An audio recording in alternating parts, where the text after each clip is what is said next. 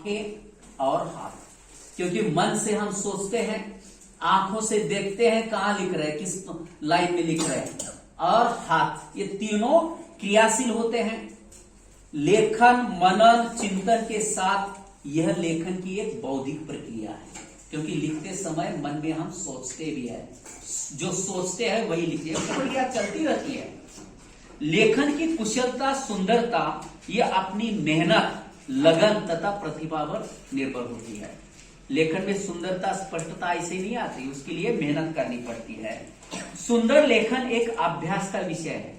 लेखन किस प्रकार किया जाए, इसके लिए कुछ बातें यहां मैं आपके सामने बताने जा रहा हूं। कुछ अपने अनुभूति से भी जोड़ दिए हैं, कुछ संदर्भ से भी लिए हैं। काफी विद्यार्थियों के लिए आवश्यक है कि वह सुंदर अक्षर कैसे लिखे।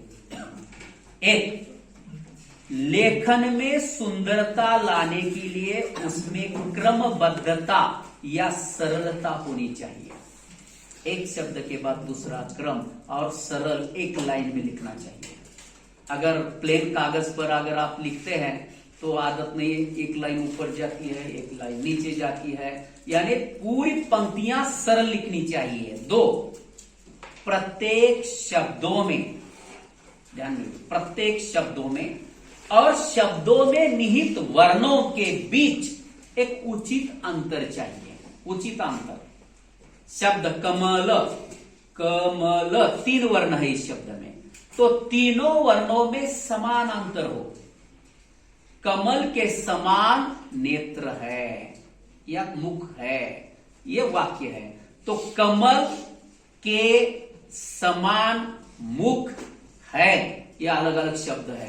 तो इन सभी शब्दों में समान अंतर अगर आप रखें, ये प्रयोग करके देखिए, तो निश्चित रूप से अक्षरों में सुंदरता आती है। अगला, वाक्य में, अब वाक्य में प्रत्येक शब्दों के बीच समान तथा उचित अंतर रखना चाहिए। प्रत्येक वर्ण का आकार समान और गोलाकार होना चाहिए।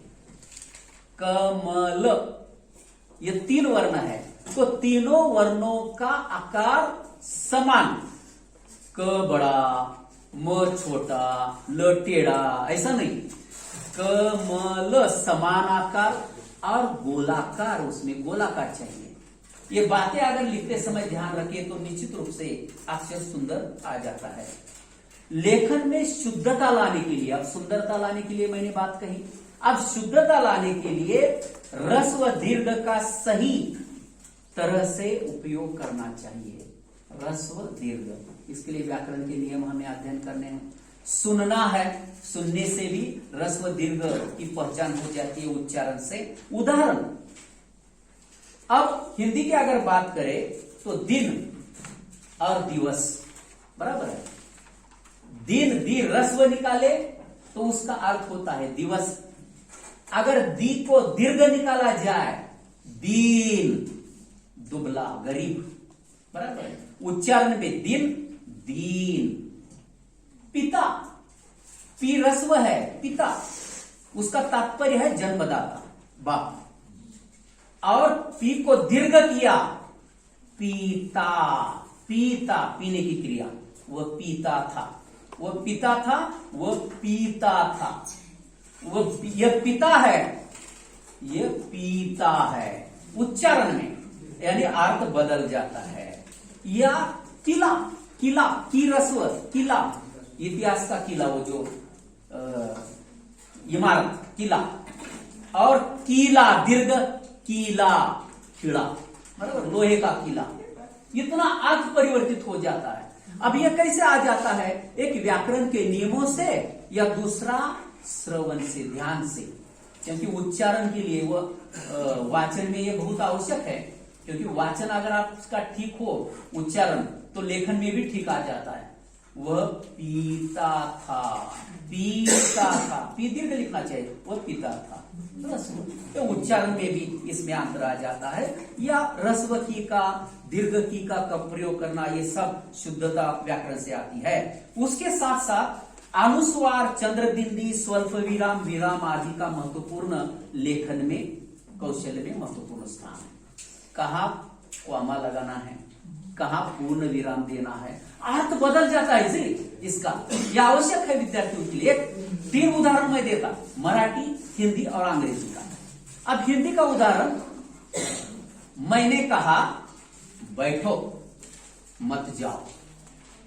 मैंने कहा बैठो मत जाओ, बैठो के आगे कॉमा लगाया, बैठो मत जाओ, बैठना है उसको। उसने क्या सुना, बैठो मत जाओ, यानी कॉमा मत के आगे लगाया, वो निकल गया थी, जिसे बैठना था वो निकल गया। किसने जादू की, एक कॉमा ने। इसीलिए लेखन में यह बहुत आवश्यक है। मराठी में भी एक उदाहरण है, हम पत्र लिखते हैं, बराबर है।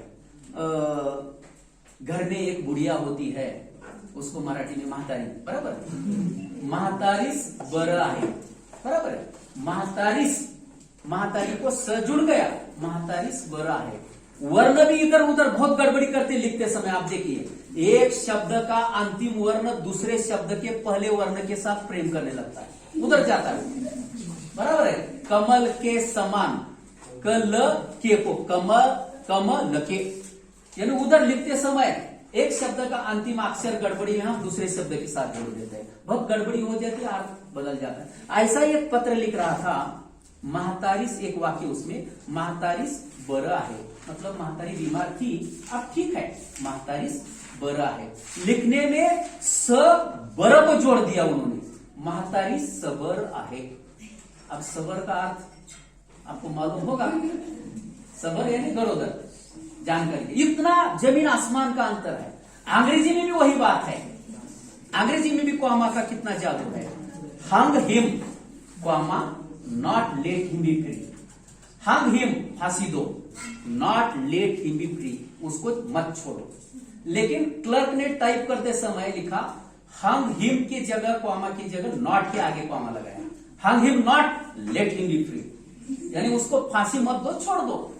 यानी इसीलिए लेखन इतना आवश्यक है कि लेखन के लिए खास करके लिखते समय हमें व्याकरण का भी ध्यान होना चाहिए, श्रवण उच्चारण को भी ध्यान में रखना चाहिए। तो लेखन करते समय एक पूर्ण विचार लिए एक परिच्छेद का उपयोग करें। अब एक आवश्यक बात आपको बताता हूं, आप लिख रहे हैं, परीक्षा में लिख रहे हैं, पत्र लिख रहे हैं, कहीं भी लिख रहे हैं, तो प्रत्येक विचार को एक स्वतंत्र अनुच्छेद पैराग्राफ बनाना चाहिए, ये ध्यान में रखिए। उससे ही अक्षर में सुंदरता और स्पष्टता आती है। लेखन में काट छाट नहीं होनी चाहिए। हम थोड़ा सा लिखते हैं, काट देते हैं, फिर उसके आगे लिखते हैं, स्याही के धब्बे वहीं पर लग जाते हैं, उससे सुंदरता नहीं आती। शुद्ध वर्तनी के लिए व्याकरण के नियमों का पालन करना चाहिए। जैसे कि मैंने कहा, लिंग, वचन, कारक, क्रिया, काल, ये सब का अगर ज्ञान हो तो उससे निश्चित रूप से हमारा लेखन कौशल्य सुधर जाता है। और आवश्यकता के अनुसार अच्छे मार्गदर्शक की भी आवश्यकता है, जो कि गाइडलाइन करे। अब इसका उद्देश्य क्या है लेखन कौशल्य रखने का? तो इसका उद्देश्य महत्वपूर्ण या महत्व, उद्देश्य और महत्व दोनों करीब है पूरक। आत्माभिव्यक्ति, अपने मन की अभिव्यक्ति करने के लिए लेखन कौशल आवश्यक है। ज्ञानार्जन करना, लिखने से भी ज्ञान की प्राप्ति होती है। प्रचार प्रसार, जो हमने लिखा है वह लिखने के माध्यम से प्रचार प्रसार होता है। समाचार पत्र हो, पत्र पत्रिकाएं हो, पुस्तकें, ग्रंथ हो, प्रचार प्रसार होता है। सृजनशीलता अर्जित करना सबसे महत्वपूर्ण है। सृजनशीलता, आप सृजनशील बन जाते हैं, यानी अगर लिखोगे, नहीं लिखोगे कि कैसे सृजन करोगे, निर्माण करोगे। कविता लिखनी है तो पहले टूटी फूटी क्यों न हो, लिखना आरंभ करना है। धीरे धीरे उससे आपके सृजन क्षमता बढ़ती जाती है, विकास होता है। उसके बाद मनोरंजन भी होता है। कैसे मनोरंजन? लिखने से, क्योंकि अखबारों में हमें गणित छुड़ाते हैं या अलग अलग कूट प्रश्न रहते हैं, उसको छुड़ाते हैं। व्यक्तित्व विकास और मन शांति भी इससे मिलती है, क्योंकि एकाग्र में बैठकर हम जब कोई ग्रंथ या पुस्तक पढ़ते हैं तो निश्चित रूप से एक हमें शांति मिलती है। इसलिए आज मैंने श्रवण और लेखन इन दोनों